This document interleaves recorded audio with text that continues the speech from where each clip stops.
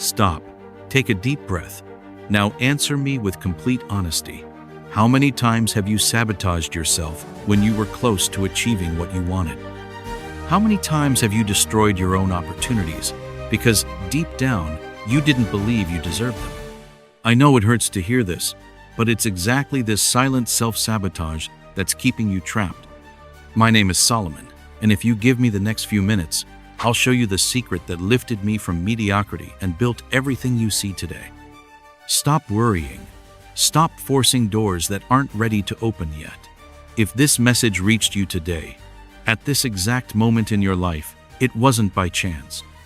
It's because the time has come for you to understand that true wealth isn't found in the desperate chase for money, but in the wisdom to become someone who deserves to receive it. In the next few minutes, I'll share with you the secrets that led me not only to material wealth, but to the peace that every person seeks. I'll show you why those who chase money always fall behind, and why those who learn to attract prosperity through wisdom never have to worry about scarcity again. This isn't another empty motivational speech. This is a conversation between two people about what truly separates those who live in abundance from those who live in want. If you're ready to stop being a victim of circumstances and start being the creator of your own reality, then stay with me until the end. And if this message touched something deep within you, subscribe to this channel now, because you need the next revelations I'll share in upcoming videos. Your transformation begins here, today. Number 1. The divine calling and the true reason for this encounter. Have you ever stopped to ask yourself why certain words reach you at specific moments in your life? Why some messages seem to speak directly to your soul, while others go unnoticed? Today, you're not here by accident.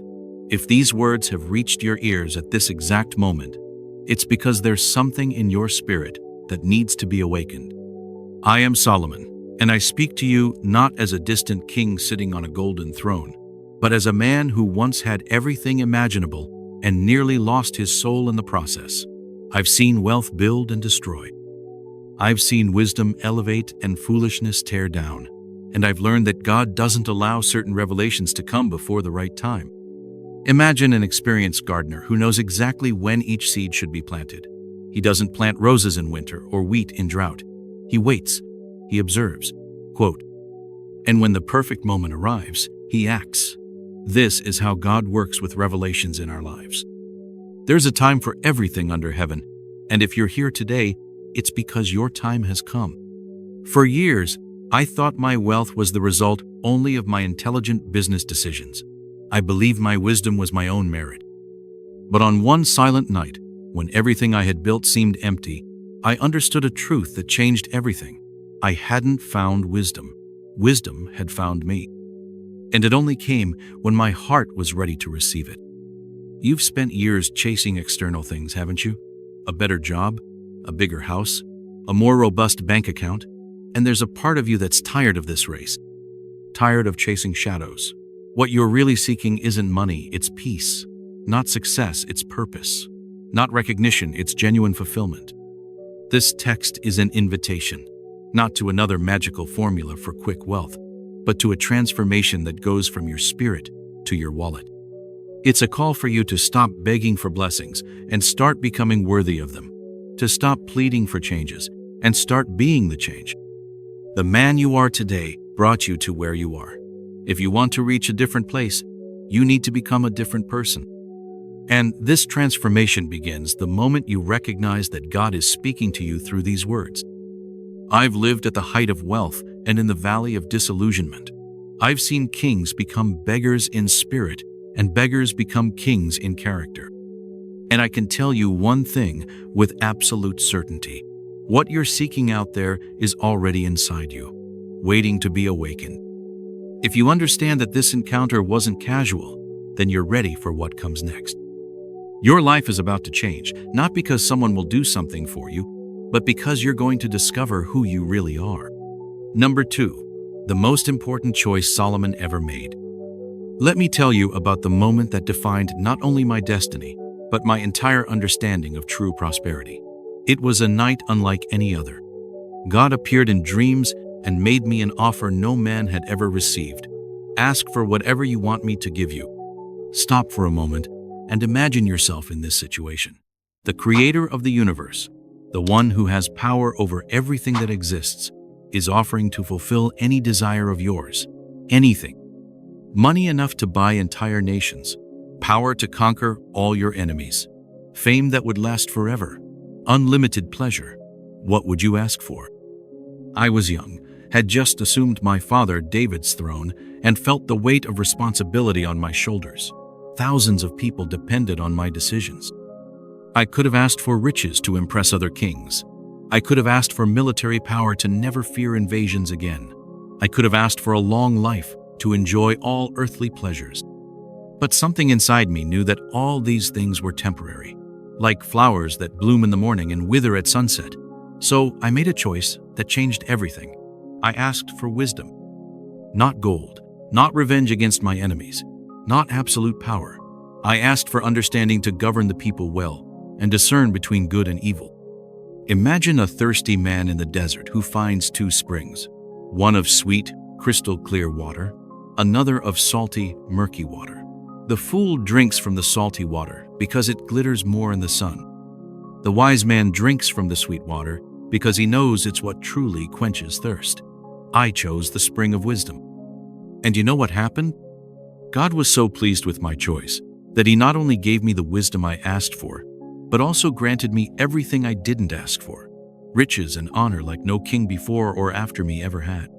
The riches came as a natural consequence of wisdom, not as the primary objective. Here's the revelation that will change your life. When you seek wisdom first, all other things are added.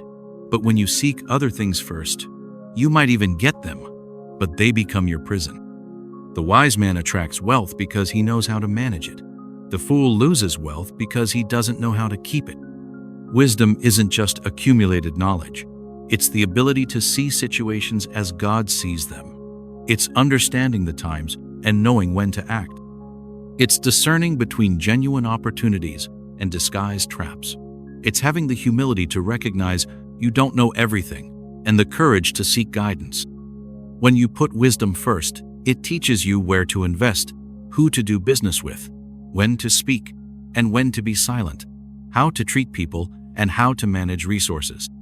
Wisdom makes you someone God can trust, with more responsibilities and, consequently, with more blessings. Do you want to know why so many people work hard their entire lives and remain in the same situation? Because they're chasing effects instead of causes. They're seeking money instead of wisdom. They're trying to force results instead of becoming worthy of them. Starting today, make a different choice. Before asking for more money, ask for more wisdom. Before seeking more opportunities, seek more understanding. Before wanting to change your circumstances, allow God to change you. Wisdom is the only wealth no one can steal from you, and once it's inside you, it attracts everything else you need. Number 3, the deceptive nature of wealth without wisdom. There's an image that never left my mind. One day, while observing from my palace balcony, I saw two men passing on the road. The first rode a magnificent horse, wore silk clothes, and had servants carrying bags of gold. The second walked on foot, in simple clothes, but with a countenance of peace that radiated from miles around. I knew the first had conquered his wealth through betrayal and greed. The second had lost everything helping widows and orphans. In that moment, I understood something that forever changed my view of prosperity. Many seek to get rich without first seeking understanding, and end up destroyed by their own conquest. It's like giving a sharp sword to a child. The weapon that should protect becomes the cause of the wound. For years, I saw princes become fools through greed, and saw the poor become kings through wisdom and fear of God. You know people like this, don't you? Those who got a lot of money quickly, but lost their family, health, inner peace. They seem successful on the outside, but inside they're empty, anxious, always afraid of losing what they've conquered. The wealth that should be a blessing became a curse because it came before maturity. Think of a young man who inherits a fortune before learning the value of work. The money that could be a tool for good becomes an instrument of self-destruction. He spends without thinking, trusts the wrong people, gets involved with addictions, and in a few years is worse off than if he had never received anything. The wealth didn't elevate him, it exposed him. I went through this myself. There were periods when my wealth made me believe I was superior to others. I began making decisions based on my pride and not on wisdom. I made political alliances that seemed advantageous, but brought idolatry to my kingdom. I multiplied wives and horses beyond what was prudent. Abundant wealth made me forget the source that had provided it. And then came discipline, not through the loss of money, but through the loss of peace. I discovered that a man can have all the treasures in the world and still be bankrupt in spirit. He can live in palaces and feel like a prisoner. He can have 1,000 servants and not have one true friend. The painful truth is this: wealth accumulated outside of spiritual order becomes a burden and not a blessing. It imprisons you instead of freeing you. It makes you paranoid instead of giving you security. It isolates you instead of connecting you with people. When money comes through dishonest means, it brings with it an invisible curse. When it comes through obsession and greed, it brings constant anxiety. When it comes before maturity, it brings destruction. But when it comes as a natural consequence of wisdom, honest work, and obedience to God, it becomes a powerful tool for good. I learned there's a difference between having money and money having you. There's a difference between using wealth for noble purposes and being used by wealth for futile purposes.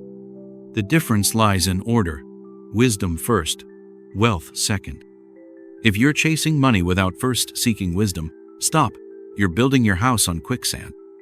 If you're willing to do anything to get rich, even if it compromises your values, you've already begun to be destroyed by wealth before even conquering it. True wealth doesn't corrupt because it comes through character. It doesn't create anxiety because it comes through trust in God. It doesn't isolate because it comes through generosity. It doesn't enslave because it comes through inner freedom. Before seeking more money, make sure you're prepared to receive it. Before asking for greater blessings, prove you can manage the small ones well. Wealth without wisdom is like fire in the hands of someone who doesn't know how to control it.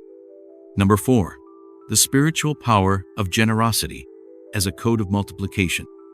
There's a secret about prosperity that most people discover too late in life, or never discover at all.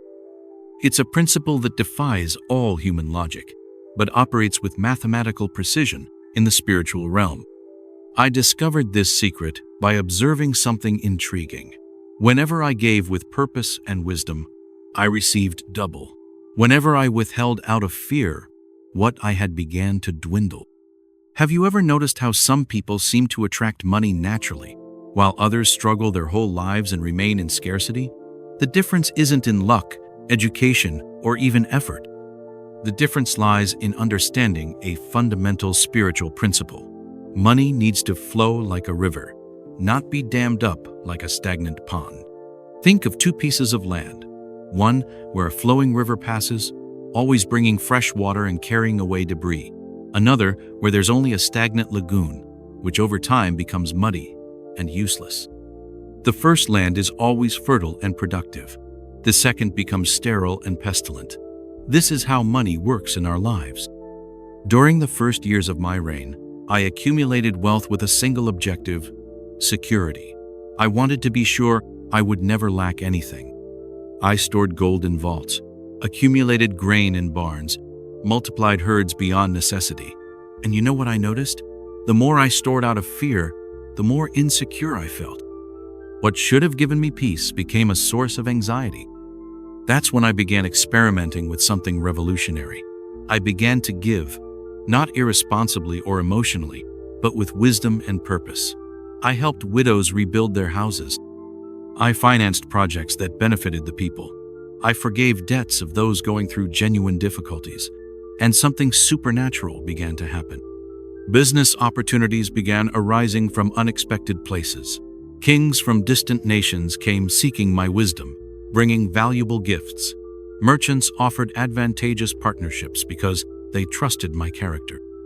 Generosity had created a reputation that attracted prosperity in ways I could never have planned. But attention, I'm not talking about a magic formula where you give to receive. That would be spiritual manipulation. I'm talking about a deep principle. When you demonstrate confidence in God's provision through generosity, you align yourself with the natural flow of divine abundance. The open hand, when guided by wisdom, becomes the instrument that attracts continuous provision. The stingy man dams up the river of blessing. He's so afraid of losing that he prevents the blessing from circulating. And when blessing doesn't circulate, it stagnates. When it stagnates, it rots. And when it rots, it becomes a curse instead of a blessing. That's why many rich people are miserable. They have a lot of money, but little true wealth. Withholding out of fear is denying the divine principle of multiplication. It's like a farmer who's afraid to plant seeds because he might lose them. He guards the seeds in the barn so carefully that they rot without ever multiplying. The wise farmer understands that seeds only multiply when they're cast into the earth. I learned there's a difference between being generous and being foolish. The fool gives without wisdom and ends up being exploited. The wise give with discernment and plant seeds that produce abundant fruit. Wise generosity isn't impulsive, it's strategic. It's not emotional, it's spiritual. Start practicing this principle today. You don't need large amounts. Start giving where God puts it in your heart. Help someone in need. Contribute to a just cause.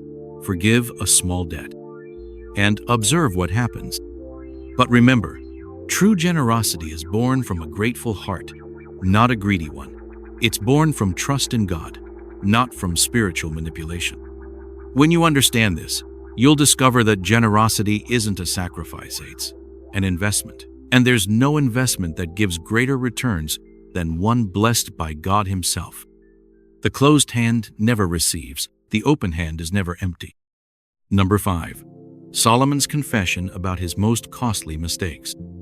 The time has come for me to share something that few kings have the courage to admit. Something that cost me more than all the riches I conquered. For years, I spoke about wisdom, wrote about prudence, taught about the fear of God. But there came a period in my life when I forgot my own teachings, and I almost lost everything that really mattered. Perhaps you think that because I received wisdom directly from God, I was immune to mistakes. That because I wrote proverbs about self-control, I always controlled myself. That's not true. God's wisdom in me didn't nullify my humanity, and it was precisely this humanity that almost destroyed me. Despite all the wisdom I received, I lost myself in my own desires and misguided alliances. I began multiplying wives beyond what was wise, seeking pleasure where I should have sought purpose. I made political alliances that seemed advantageous, but brought foreign idols into my kingdom and my heart. Power intoxicated me. Wealth made me feel invincible. And gradually, without realizing it, I began trusting more in my intelligence than in God's guidance. I began making decisions based on political convenience instead of spiritual obedience. And each small concession I made was like a crack in the foundation of my life. Imagine a man building a magnificent house, but who each day removes a brick from the foundation to use in another work he considers more important. The house remains beautiful on the outside, but inside it's deteriorating. One day, inevitably, it collapses. That's what happened to me. On the outside, my kingdom remained prosperous. Visitors still came from afar seeking my wisdom. Gold still arrived by the tons. But inside, I was crumbling. I had lost inner peace. Nights became long and agonizing. The joy I once felt upon waking was replaced by an emptiness that not all the pleasures in the world could fill. It was then I understood a devastating truth. A man without self-control is a kingdom divided against itself. However much wisdom I had about external matters, I had neglected governing my own heart. However much I knew how to guide others, I had lost control over myself. Pain taught me what thrones couldn't teach. Suffering revealed truths that prosperity had hidden. Only after losing inner peace did I understand that nothing external can fill a heart empty of true purpose. No conquest replaces intimacy with God. No pleasure compensates for the loss of integrity. During one especially difficult night, alone in my royal chamber, surrounded by all imaginable riches but completely empty inside, I cried out to God as I hadn't in years. And it was in that moment of brokenness that I received the greatest revelation of my life. True wisdom isn't just knowing what's right, it's having the strength to do it even when it's difficult. I had become an expert at giving advice I didn't follow. A king who governed a kingdom but couldn't govern himself. A man who guided others on the path of wisdom but had gotten lost in the trails of his own pride. But it was precisely through these mistakes that I learned some of the most precious lessons of my life. I learned that humility isn't weakness, it's strength. That recognizing mistakes isn't a character flaw, it's evidence of character. That every man, no matter how wise, needs to constantly return to fundamental principles. If you're going through a difficult period in your life, if you've made mistakes that seem irreversible, if you've lost important things because of your own decisions, know that there's still hope. My greatest mistakes became my greatest lessons. My greatest falls became springboards for the greatest leaps. Don't let pride prevent you from recognizing where you went wrong. Don't let shame paralyze you. Use pain as fuel for transformation. Every wise man has a collection of scars that became wisdom. True wisdom includes the humility to recognize that you're still learning. Number 6. Fear as the greatest enemy of prosperity. There exists a silent enemy that has destroyed more dreams than any war, stolen more fortunes than any thief, paralyzed more lives than any disease. This enemy doesn't come from outside, it lives within each of us. Its name is fear. And during my long journey, I discovered that fear paralyzes more than poverty, because it prevents decisions and blocks obedience to God's plan. Have you ever noticed how fear works? It doesn't need to be real to have devastating effects. Just the possibility of something going wrong is enough to freeze your ability to act. Fear of failure prevents you from trying. Fear of rejection prevents you from relating. Fear of loss prevents you from investing. Fear of judgment prevents you from being authentic. During the first years of my reign, even having received wisdom from God, I felt fear. Fear of making wrong decisions that would affect the people. Fear of not living up to my father David's legacy. Fear that other kings would see me as inexperienced. And this fear almost prevented me from making some of the most important decisions of my life. I remember a specific business opportunity. Merchants from a distant land came to offer me a partnership that could revolutionize the kingdom's economy. It was a unique chance, but it involved risks. Fear whispered in my ear, "What if it goes wrong? What if you lose the people's money? What if other kings laugh at you?" For weeks, paralyzed by fear, I let the opportunity slip through my fingers. Think of a bird that was raised in a cage. Even when the door is opened, it doesn't fly because it fears the open space. It prefers the security of the known prison to the freedom of the unknown sky. This is how we are when we allow fear to govern our decisions. We prefer known misery to unknown abundance. Fear of failure, others' opinions, or not being ready prevents many from prospering, even when the door is open. How many people do you know who spend years preparing to start, but never start? Who take course after course, but never apply the knowledge? Who dream of businesses, but never take the first step? The truth is that fear disguises cowardice as prudence. It convinces you it's protecting you when it's actually imprisoning you. It whispers convincing lies. You're not ready yet. You don't have enough experience. What if people discover you don't know everything? But I learned something liberating. The solution to fear isn't in human courage, but in trust in the Lord. When you understand that God is in control, when you comprehend that He has a plan for your life, when you recognize that He is greater than any obstacle, fear loses its power over you. There's a difference between fearing circumstances and fearing God. Those who fear God don't fear the future because they know they're in the hands of the one who controls all things. It doesn't mean you won't feel fear, it means you won't allow fear to make your decisions. I began making decisions based on faith instead of fear. I began seeing risks as disguised opportunities. I began understanding that the greatest security isn't in avoiding all dangers, but in trusting that God will give me wisdom to navigate through them. And you know what happened? The decisions I made moved by faith became the most prosperous. The investments I made trusting in God gave the greatest returns. The partnerships I established based on prayer became the most lasting. Fear makes you see problems where solutions exist. Faith makes you see solutions where problems exist. Fear paralyzes you in the comfort zone. Faith propels you to the growth zone. Fear whispers, "What if it goes wrong?" Faith inspires you to ask, "What if it goes right?" If you want true prosperity, you need to face your fears, not by denying they exist, but by refusing to allow them to govern your life. You need to replace fear of circumstances with reverent fear of God. Start today making small decisions based on faith instead of fear. Take the first step on that project you've been postponing. Make that call you've been avoiding. Invest in that idea God put in your heart. Remember, on the other side of fear is everything you're seeking. Number 7. The paradox of desire. Why wanting too much drives away the blessing. There's a mystery about prosperity that took me years to understand. It's something that contradicts all human logic, but operates with divine precision in the spiritual realm. I discovered that the more obsessively you desire something, the more distant that thing becomes. The more desperately you pursue a blessing, the more it eludes your grasp. Have you ever noticed how things you desire moderately come naturally, but those you want obsessively always seem to escape? How people who don't despair for relationships end up finding someone special, while those who despair drive others away. How those who aren't obsessed with money prosper, while the greedy live in scarcity. During one phase of my life, I became passionate about an idea, building a garden that would surpass all gardens ever created.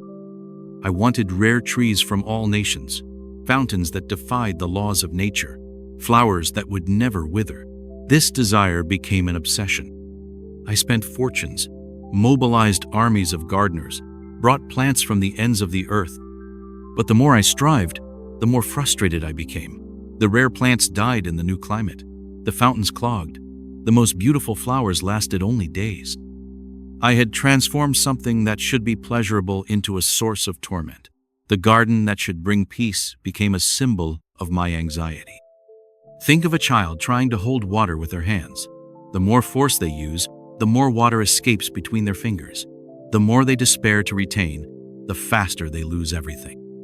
This is how it is with anything you transform into an obsession. Desiring obsessively is disguised idolatry, and everything you put on a pedestal becomes unattainable. I learned there's a difference between desiring and needing, between wanting and depending, between seeking and obsessing. Healthy desire motivates you to act. Obsession paralyzes you with anxiety. Healthy desire makes you work with joy. Obsession makes you work with desperation. True blessing comes when the heart is full and not needy, when desire is controlled and not controlling, when you want something but don't desperately need it to be happy. Wealth comes to those who are already whole without it, because only then it doesn't destroy them. It was when I stopped despairing for the perfect garden that it began to flourish, when I stopped trying to control every detail and began working in harmony with nature. When I transformed obsession into appreciation, the garden became truly beautiful. The same happened with all areas of my life. When I stopped despairing for more wisdom, it flowed naturally. When I stopped forcing relationships, they became genuine. When I stopped accumulating wealth out of anxiety, it came as a natural consequence of my wise decisions. The paradox is this: you can only truly possess what you're willing to lose. You only truly attract what you don't idolize. You only conquer durably what doesn't define your identity. The person who says, "I need this money to be happy," will never be truly prosperous. But those who say, "I want this money to bless others," attract natural prosperity. When you put anything above God on your priority list, that thing becomes an idol. And God doesn't share His glory with idols. He doesn't bless what competes with Him for your heart. That's why so many people work hard after money their whole lives and never prosper. It's not because God doesn't want them to have money. It's because they turned money into their God. The key lies in desiring with detachment, working with excellence, but without anxiety, seeking prosperity, but not depending on it for your happiness, wanting growth, but being content where you are now. This doesn't mean being passive or conformist. It means being passionate about your goals, but not enslaved by them. It means giving your best, but trusting the result to God. It means working as if everything depended on you, but praying as if everything depended on God. Examine your desires today. Is there something you're pursuing obsessively? Something you believe will complete you or make you happy? This might be exactly the reason you're not achieving it. Give your desires to God. Don't stop working for them, but stop despairing for them. Allow Him to decide the time and the way. And prepare to be surprised by how blessings flow when you stop trying to force them. What you seek with desperation seeks you with naturalness. Number 8, the recognition that everything we seek outside is already within. There's a discovery that completely changed how I see life, success, and prosperity. It was a revelation that came not through studies or conquests, but in a moment of absolute quietness, when I stopped running and began listening. I discovered that I spent years seeking outside what had always been inside me: purpose, peace, direction, and God's very presence. Think of a man who spends his whole life looking for buried treasure in distant lands, climbing mountains, crossing deserts, facing dangers. He spends all his energy, all his resources, all his years in this search. And then, one day, tired and disillusioned, he returns home and discovers that the treasure was buried in his own backyard, exactly where it had always been. For decades, I sought wisdom in the books of sages from other nations. I looked for inspiration in the conquests of other kings. I sought satisfaction in the pleasures my wealth could buy. I looked for meaning in the grandiose projects I could build. And although I found value in all these things, there was something that remained empty, incomplete. It was when I understood a truth that's written in Scripture, but which I only understood when I stopped reading merely with my mind and began meditating with my heart. Above all else, guard your heart, for everything you do flows from it. Not some flows, everything flows, including the financial. The heart isn't just the organ that pumps blood. It's the center of your existence, the place where your true identity dwells, the sanctuary where God establishes His dwelling in you. It's from there that flows everything you truly are: your creativity, your wisdom, your capacity to love, your intuition for business, your strength to overcome obstacles. I had spent so much time looking outward that I forgot to look inward. I was so busy building an external kingdom that I neglected the internal kingdom. So focused on managing territories that I lost sight of the most important territory of all, my own heart. The deepest revelation came when I understood that man isn't a body with a soul, but a soul with a body. You're not a physical being having a temporary spiritual experience. You're a spiritual being having a temporary physical experience. Your true identity isn't in what you do, but in who you are. And who you are wasn't defined by circumstances, but by God. This changes everything. If you're a soul with a body, then your source of provision isn't limited to the physical world. If you're a spiritual being, then you can access spiritual resources. If your identity was defined by God, then your limitations aren't defined by men. Your life's mission isn't something external you need to find. It's something internal you need to express. It's not a destination where you go. It's an identity you manifest. You don't have a mission. You are the mission. You don't have a purpose. You are the purpose. When I discovered this, everything changed. I stopped seeking external approval because I found divine approval internally. I stopped chasing opportunities because I began creating opportunities. I stopped trying to impress others because I began expressing who I really am. True prosperity doesn't come from outside in, it comes from inside out. It's not something you conquer, it's something you express. It's not the result of what you do. It's the result of who you are. And who you are was determined by God before you were even born. Within you exists enough wisdom to solve any problem, enough creativity to overcome any obstacle, enough strength to defeat any challenge, enough love to transform any relationship, enough faith to move any mountain. The problem isn't that you don't have what you need. The problem is that you don't believe you have it. You spent so much time looking at your limitations that you forgot your potentials. You became so focused on what you lacked that you lost sight of everything you already possess. Stop today begging for what has already been placed inside you. Stop looking outside for what God has already deposited within. Stop asking to receive what you already have. Start expressing who you really are. The wealth you seek isn't somewhere distant. It's inside you, waiting to be manifested. The wisdom you need isn't in external books. It's engraved in your heart by God Himself. The purpose you're looking for isn't in some future mission. It's in the person you are today. When you understand this, your life will never be the same, because you'll discover that you don't need to become someone different to succeed. You just need to be who you really are. Number 9. The final call to change and spiritual responsibility. We've reached the end of this journey, but in reality, this is just the beginning. Everything I've shared with you so far is nothing but words in the wind if you don't transform knowledge into action, revelation into personal revolution. This cannot be just another text you consume and forget. This needs to be the watershed moment of your life. I've lived long enough to know there are two types of people: those who hear wisdom and apply it, and those who hear wisdom and ignore it. The first become legends, the second become laments.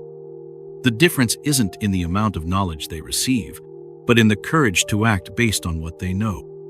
During all these years as king, I met thousands of people. I saw poor men become prosperous because they heard a single piece of advice and followed it faithfully. I saw rich men become miserable because they had access to all the wisdom in the world, but never applied any of it. Knowledge without application isn't power, it's dead weight. You're at a crossroads now. You can close this text and return to the same old life, with the same thoughts, the same habits, the same limitations. Or you can decide that today marks the end of one era and the beginning of another, that the person you were yesterday isn't the same one who will wake up tomorrow. I call you not to treat these words as just another motivational content. I call you to recognize that God spoke to you through them. I call you to understand that it wasn't coincidence that you reached this point.